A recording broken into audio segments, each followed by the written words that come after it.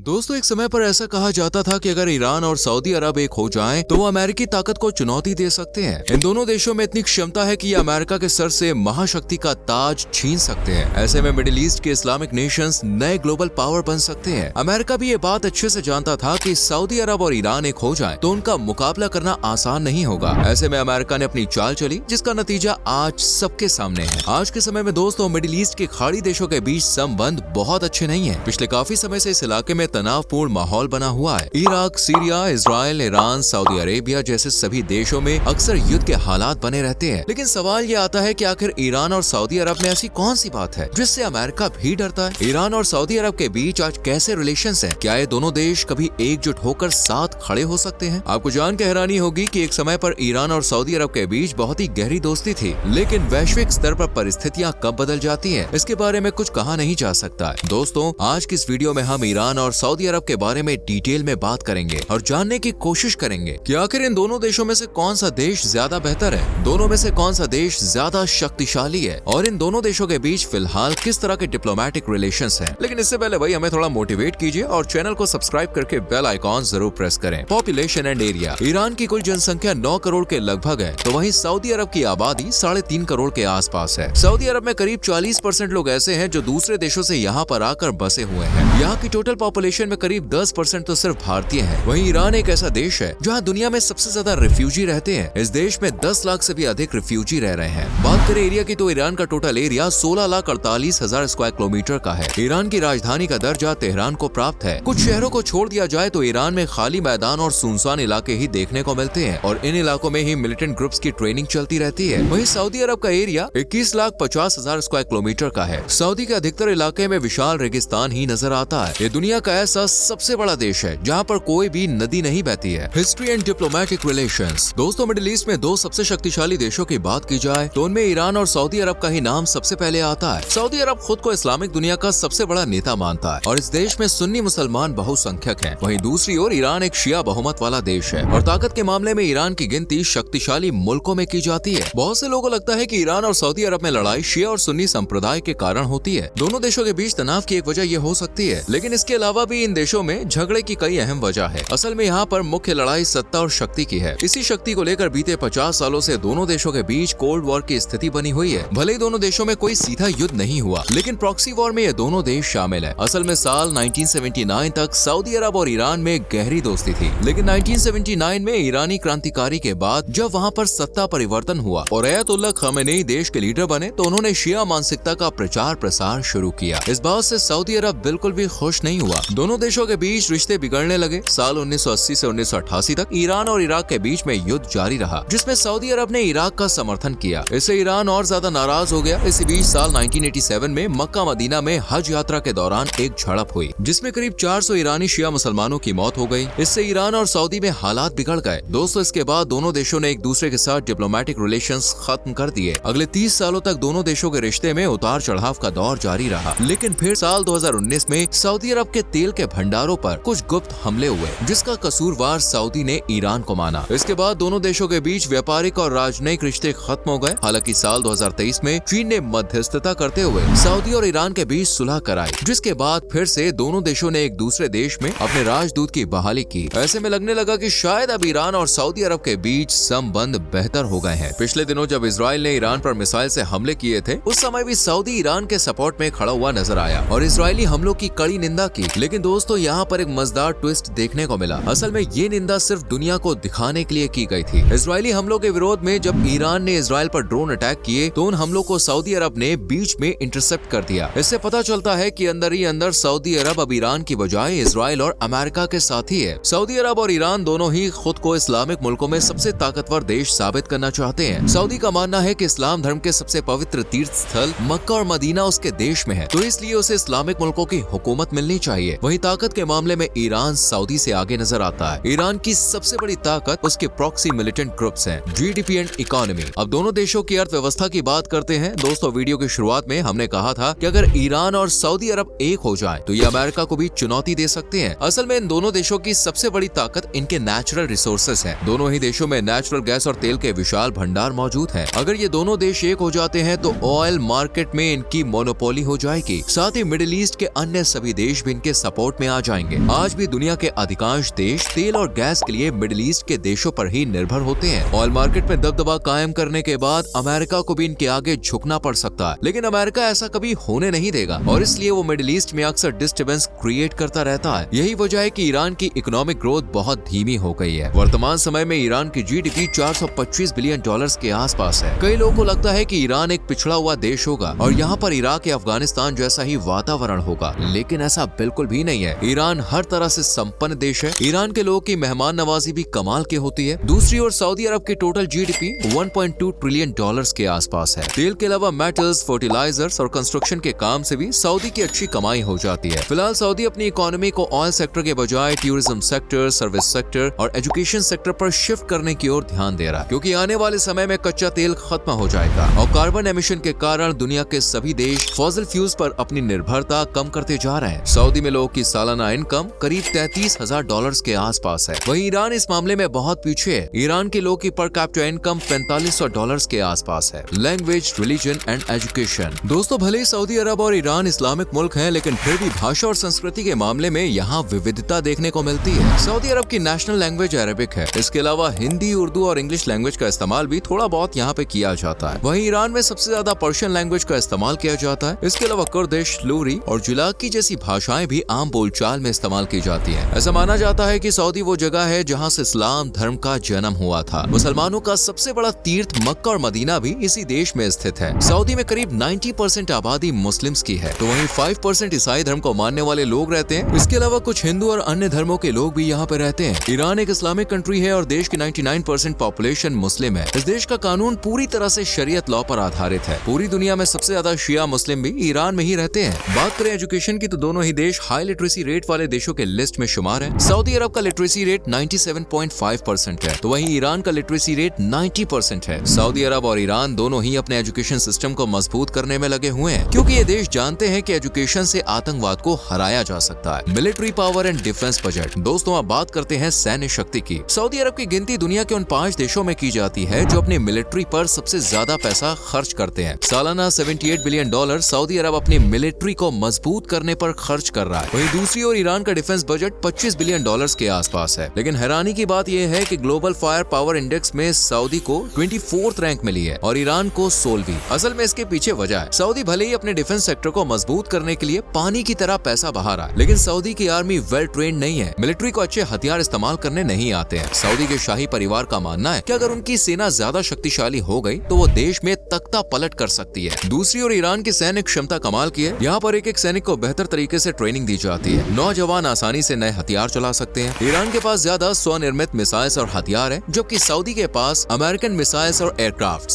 Saudi अरब की सेना में एक्टिव पर्सनल की संख्या 2,57,000 है, तो वहीं ईरान की आर्मी में 6 लाख से ज्यादा एक्टिव पर्सनल और 3.5 लाख रिजर्व पर्सनल मौजूद हैं। ईरान में सभी लोगों के लिए मिलिट्री सर्विस अनिवार्य है। इससे सभी देशवासियों को आर्मी ट्रेनिंग मिल जाती है और जरूरत के समय में देश के लोगों को सेना में भर्ती किया जा सकता है। एक बात गौर करने वाली है कि ईरान और सऊदी अरब दोनों ही देशों के पास फिलहाल कोई न्यूक्लियर वेपन्स मौजूद नहीं है। Famous food. सऊदी अरब के खान पान में इस्लामिक संस्कृति और अरबिक लाइफस्टाइल की झलक नजर आती है। यहाँ के डिशेस में मसालों, चावल, मीट और खजूर का अधिक इस्तेमाल किया जाता है। कब्सा सऊदी की सबसे मशहूर और नेशनल डिश मानी जाती है। अक्सर त्योहारों, शादी व पारिवारिक समारोह में ये डिश परोसी जाती है। इसके अलावा मुत्तबक, सबूसा, जारिश, थरीद और शौरमा जैसे डिशेस भी यहाँ बहुत फेमस हैं। सऊदी का खाना ज्यादा मसालेदार नहीं होता है, बल्कि इसमें स्वाद और सुगंध का संतुलन होता है। दूसरी ओर नॉन वेज के शौकीन लोगों के लिए ईरान किसी जन्नत से कम नहीं है। Zereshk polo, khoresht fesenjan, Iranian rice cake, chicken skewers, Iranian noodle soup, Persian stew, meat and bean broth, पिघाली पोलो और स्पाइसी मीट कटलेट्स जैसे डिश आप ईरान में खा सकते हैं। इस देश में शराब पर पूरी तरह से बैन लगा हुआ है, क्योंकि इस्लाम धर्म में शराब को हराम माना गया है। Famous tourist places. सऊदी अरब और ईरान घूमने के लिहाज से भी अच्छे देश माने जाते हैं। आइए पहले सऊदी अरब में घूमने लायक जगहों के बारे में आपको बता देते हैं। कैपिटल सिटी रियाद में आप दिमशक फोर्ट घूमने जा सकते हैं। साल 1995 में इस किले को एक म्यूजियम में कन्वर्ट कर दिया गया था और अब ये सऊदी के रिच हेरिटेज की सूची में शुमार है। National museum of Saudi Arabia में आपको देश के इतिहास के बारे में काफी कुछ नया जानने को मिलेगा। अगर आप रेगिस्तान के बीच हरियाली का अनुभव करना चाहते हैं तो सलाम पार्क एक बार जरूर विजिट कीजिए। किंग अब्दुल्ला पार्क में आपको म्यूजिकल फाउंटेन देखने को मिलेगा। अगर कुछ अलग देखने का शौक रखते हैं तो हीट नाम के गाँव में जा सकते हैं, जहाँ पर एन नाम की गुफा बनी हुई है। इन सब के अलावा आप मुरब्बा पैलेस, रियाद जू, अल फजल अली हसन centre, Olaya park, royal Saudi air force museum सहित ढेरों मॉल्स और शॉपिंग कॉम्प्लेक्स में भी सऊदी में घूमने के लिए जा सकते हैं। दूसरी ओर ईरान एक ऐतिहासिक देश है। इस देश में कई प्राचीन इमारत और मॉन्यूमेंट्स हैं। यहाँ पर आप यज़्द के पुराने शहर का दीदार कर सकते हैं, जिसे यूनेस्को वर्ल्ड हेरिटेज साइट का दर्जा भी प्राप्त है। गुलिस्तान पैलेस, इमाम मस्जिद, जामा मस्जिद, नक्शे रुस्तम, शेख लुत्फुल्लाह मस्जिद जैसी कई जगहें आप घूमने के लिए जा सकते हैं। यहाँ की मस्जिदें और प्राकृतिक खूबसूरती यकीनन आपका दिल जीत लेगी। हालांकि पिछले कुछ समय से ईरान में जैसे हालात बने हुए हैं, उसे देखते हुए अभी यहाँ घूमने जाना ठीक नहीं है। कई देशों ने ईरान ना जाने को लेकर एडवाइजरी भी जारी की हुई है। दोस्तों, करेंसी की बात करें तो इन दोनों ही देशों की करेंसी का नाम रियाल है, लेकिन दोनों की वैल्यू में बहुत फर्क है। एक सऊदी रियाल 11,230 ईरानी रियाल के बराबर है। अमेरिका द्वारा लगाई गई पाबंदियों के कारण ईरान की करेंसी इतनी कमजोर है। तो दोस्तों, ये थी ईरान और सऊदी अरब के बारे में पूरी जानकारी डिटेल में। उम्मीद करते हैं वीडियो आपको अच्छी लगी होगी। वीडियो को लाइक और शेयर जरूर करें। Bye bye, take care.